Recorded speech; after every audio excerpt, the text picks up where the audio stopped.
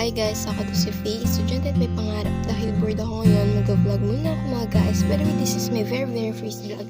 Help me po by supporting and subscribing my videos here in YouTube.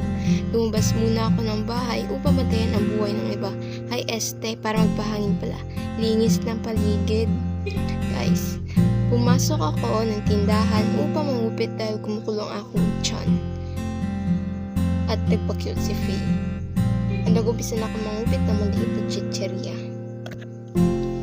At ngayon ko lang guys na-realize na nag-i-edit ako na inawakan ko pala kanina yung aso.